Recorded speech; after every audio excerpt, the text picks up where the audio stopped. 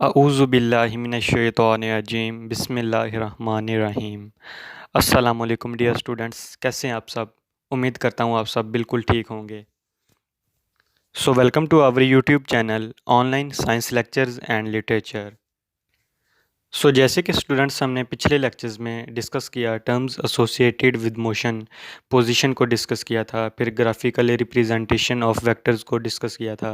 Vectors को पढ़ा था हमने कि स्केलर्स और वेक्टर्स आपस में किस तरह रिलेट करते हैं, किन किन क्वांटिटीज़ के तहत इनको मेजर किया जाता है। तो आज हम एक न्यू टॉपिक स्टार्ट करते हैं जिसे हम वेलोसिटी का नाम देंगे। तो स्टूडेंट्स, वेलोसिटी को स्टार्ट करने से पहले हम थोड़ा सा काइनेमेटिक्स के हवाले से डिस्कस कर लेते हैं कि काइनेमेटिक्स का मतलब क्या है। जैसा कि मैंने पिछले लेक्चर्स में आपको बताया, a study of motion of an objects without discussing the cause of motion means that अगर हमारे पास कोई ऑब्जेक्ट है, एरोप्लेन है, वो फ्लाइंग पोजीशन पर है, या कार है, या मोटर बाइक है, या बाईसाइकिल है, जो चीज़ मूवेबल पोजीशन पर होगी, यानी कि अपनी पोजीशन वन ऑब्जेक्ट के लिहाज से अनदर ऑब्जेक्ट की तरफ मूव कर रही है, तो हमने उनकी मोशन को स्टडी करना है। Study of motion of an objects without discussing the cause of motion. Without discussing the cause of motion का मतलब कि हमने उनकी मोशन को स्टडी तो करना है, लेकिन वो किस वजह से मोशन में है हमने इसको नहीं देखना। मीन्स दैट एक कार मूव कर रही है, किस वजह से मूव कर रही है इसको स्टडी नहीं करना।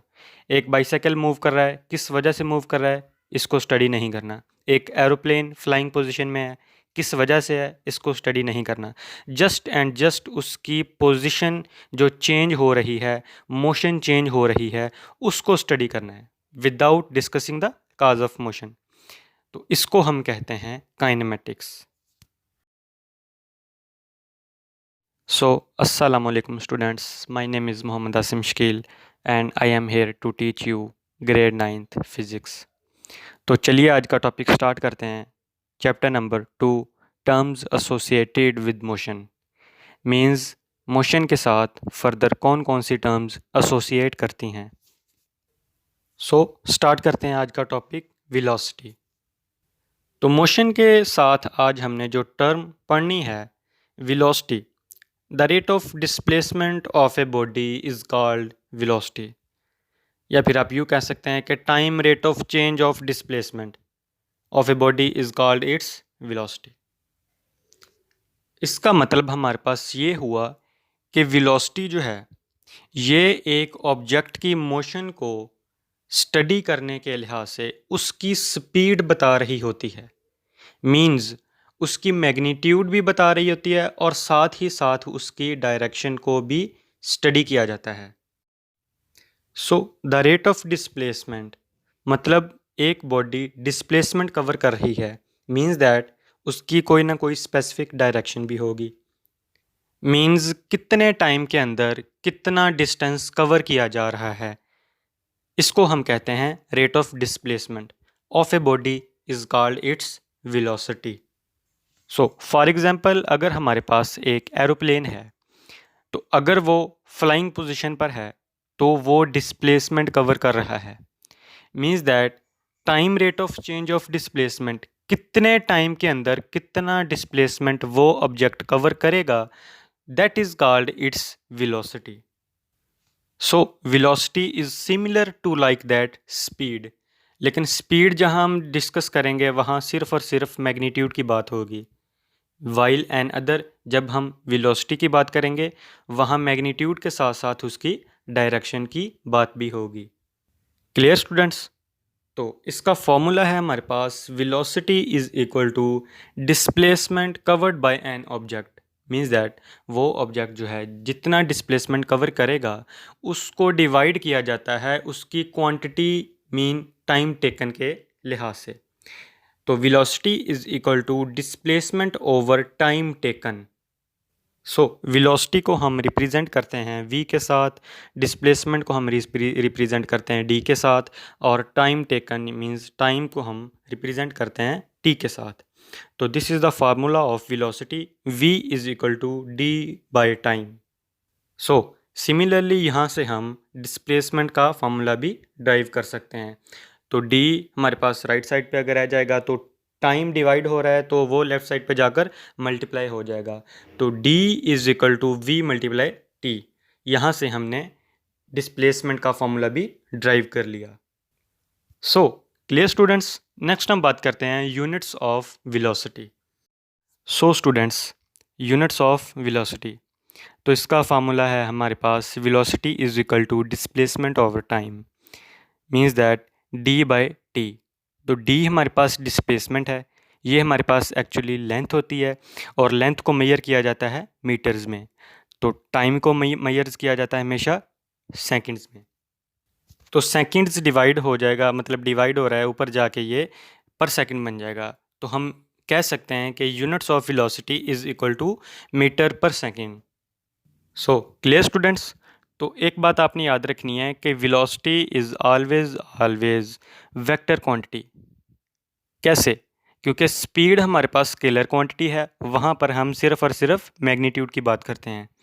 तो जहाँ पर वेलोसिटी टर्म्स आएगी मोशन के लिहाज से, वहाँ पर डायरेक्शन की बात भी की जाती है और मैग्नीट्यूड की बात भी की जाती है।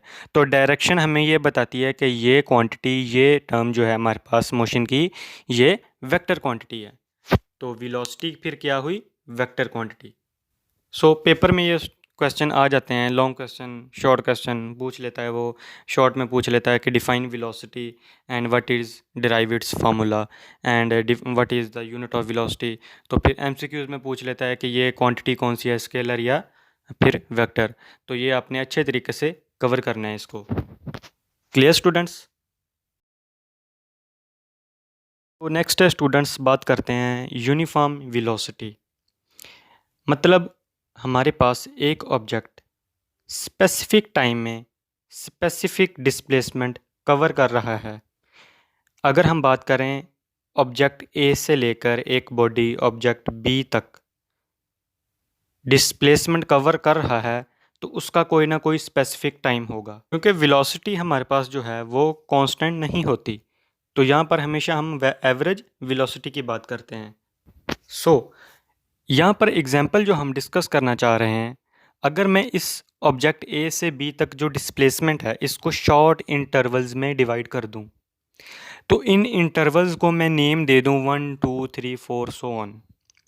तो अगर एक बॉडी ऑब्जेक्ट ए से लेकर 1 तक इंटरवल मीन जो हमने डिवाइड किए हैं पाथ, वहाँ तक डिस्प्लेसमेंट कवर करेगा, तो उसका स्पेसिफिक टाइम कितना होगा? फिर 1 से लेकर 2 तक जाएगा, फिर कितना टाइम लगेगा? फिर 2 से 3 तक कितना टाइम लगेगा? फिर 3 से 4, इस तरह सो ऑन जब बी तक पहुंचेगा। तो हमने ये देखना है कि इंटरवल जो हमने डिवाइड किए डिस्प्लेसमेंट को, इंटरवल्स तक एक बॉडी जब डिस्प्लेसमेंट कवर करती है तो वो कितना टाइम टेकन लेती है। तो अगर उसकी वेलोसिटी सेम हो जाए तो इसको हम कहते हैं possessive uniform velocity. So students, आप फिर कब कहेंगे कि ये बॉडी हमारे पास यूनिफॉर्म वेलोसिटी है? हम तब कहेंगे जब एक ऑब्जेक्ट की दूसरे ऑब्जेक्ट तक डिस्प्लेसमेंट हमारे पास या वेलोसिटी वेलोसिटी की अगर हम बात करें, वेलोसिटी हमारे पास सेम हो जाए, यानी कि इक्वल टाइम इंटरवल्स में इक्वल डिस्प्लेसमेंट कवर हो, तब वो बॉडी पोजेस करेगी यूनिफॉर्म वेलोसिटी को। इस टर्म को हम यूनिफॉर्म वेलोसिटी कहते हैं। तो यहाँ पर वेलोसिटी कांस्टेंट होती है, सेम होती है। तो स्टूडेंट्स, नेक्स्ट हम स्टडी करते हैं इसकी डेफिनेशन। तो a body has uniform velocity if it covers equal displacement in equal intervals of time. तो इक्वल इंटरवल्स ऑफ टाइम में अगर एक बॉडी इक्वल डिस्प्लेसमेंट भी कवर करे तो इसको हम कहते हैं uniform velocity. However short interval में बी, यानी कि मीन्स दैट हम इंटरवल को छोटा बड़ा कर सकते हैं, ये हमारी अपनी मर्ज़ी है। तो जैसा कि पिछले अपना स्लाइड में हमने पिछले केस में हमने स्टडी किया कि इंटरवल्स को हमने डिवाइड कर दिया था डिस्प्लेसमेंट जो ऑब्जेक्ट ए से लेकर ऑब्जेक्ट बी तक था उसको हमने शॉर्ट इंटरवल्स में डिवाइड कर दिया था। तो इक्वल इंटरवल्स में इक्वल टाइम टेकन में इक्वल डिस्प्लेसमेंट कवर किया जा रहा था। तो इसी तरह इंटरवल्स अगर हम हाउएवर शॉर्ट इंटरवल में भी इसकी बात करूं, तो अगर मैं उन इंटरवल्स को भी फर्दर मज़ीद इंटरवल्स में डिवाइड कर दूं, तो जितने मर्जी इंटरवल्स में डिवाइड कर लें, लेकिन याद रखना है कि एक ऑब्जेक्ट अगर इक्वल इंटरवल्स ऑफ टाइम में इक्वल डिस्प्लेसमेंट कवर करेगा, तब वो बॉडी हमारे पास पोजेस होगी यूनिफॉर्म वेलोसिटी, क्योंकि ये इसकी एक स्पेशल शर्त है। सो क्लियर स्टूडेंट्स, इसको हम बोलते हैं, इस टर्म को हम बोलते हैं यूनिफॉर्म वेलोसिटी। स्टूडेंट्स, अब हम इसको थोड़ा सा रिवाइज कर लेते हैं कि पीछे हमने फर्दर क्या डिस्कस किया था। तो मैंने आपको कहा था कि वेलोसिटी सिमिलर टू स्पीड होती है, तो speed is equal to distance over time taken. Means that एक ऑब्जेक्ट मूव कर रहा है तो उसका डिस्टेंस कितना होगा, उसका टाइम टेकन कितना होगा। तो डिस्टेंस बाय टाइम जो होता है हमारे पास, that is equal to velocity speed होती है। तो distance covered in a given amount of time, एक डिस्टेंस कवर कर रही है एक body given amount of time में, तो उसको हम क्या कहते हैं, velocity. So if we know the speed and time taken of an object, we easily find its distance covered.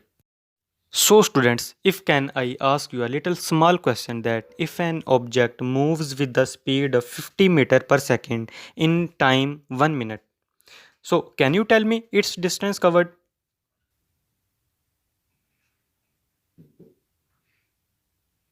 Yes, sure.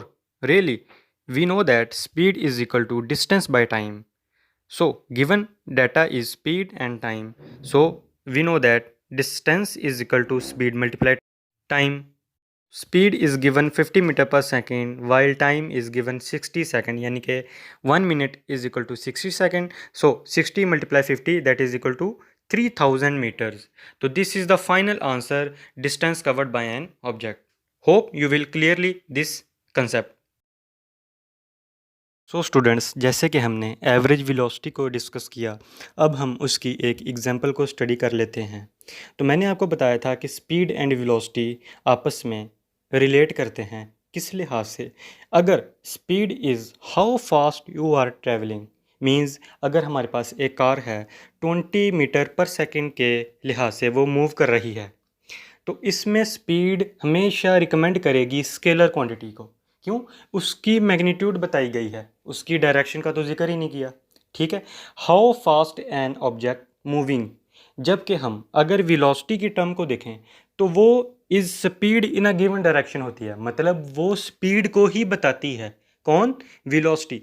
जब स्पीड को बताएगी तो मैग्नीट्यूड तो आ जाएगी, लेकिन जब वेलोसिटी की बात करेंगे तो फिर उसके साथ उसकी डायरेक्शन भी आएगी। तो अब उसने नीचे लिखा है कि this car is travelling at a velocity of 20 metre per second east west north south, जो मर्जी आप कह लें। ठीक है, तो उसने कहा कि ये कार जो है वो 20 मीटर पर सेकेंड वेलोसिटी के तहत मूव कर रही है। Clear students? इसमें उसने उसके साथ उसकी ईस्ट डायरेक्शन भी शो की। तो यहाँ पर उसने लिखा है कि velocity is a vector quantity that refers to rate at which an object moving changing its position. Clear? तो ये आपने अच्छे तरीके से ध्यान में रखना है कि किस तरह स्पीड जो है वो हमें बताता है कि how fast you are travelling, while velocity हमें बताता है कि speed in a given direction. Clear? So hope students, आपको ये लेक्चर अच्छे तरीके से समझ आ गया होगा कि किस तरह मैंने वेलोसिटी को एक्सप्लेन किया, फिर उसके फर्दर यूनिट्स को, फिर उसकी फर्दर फार्मूला मींस उस कौन सी क्वांटिटी के साथ ये रिलेट करता है। फिर आगे हमने एवरेज वेलोसिटी को डिस्कस किया, फिर हमने उसका एक प्रॉब्लम, सैम्पल प्रॉब्लम था, उसको स्टडी किया, फिर उसका हमने रिव्यू स्टडी कर लिया। तो अगर स्टूडेंट इसमें आपको कोई परेशानी, कोई मुश्किल हो, तो आपने ये दोबारा अच्छे तरीके से सुनना है, 2-3 दफ़ा सुनना है, फिर आपको ये कंसेप्ट क्लियर हो जाएगा। तो जैसे कि मैंने आपको पिछले लेक्चर्स में बताया था कि कोई भी टॉपिक अगर हम सुन लें तो सुनने की हद तक इसको महदूद नहीं रखना, इसको लिख के देखना है, इसको याद करना है। जब जब तक हमें याद नहीं हो जाता, हमारा मकसद कामयाब नहीं होगा।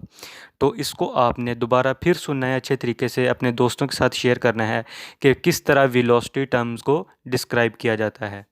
तो ये एक इम्पॉर्टेंट क्वेश्चन है वेलोसिटी, नेक्स्ट हम स्टडी कर देंगे एक्सेलरेशन को। तो आई होप स्टूडेंट्स आपको अच्छे तरीके से समझ आ गई होगी। मिलते हैं नेक्स्ट वीडियो में, अपना बहुत सारा ख्याल रखिएगा। अल्लाह हाफिज़।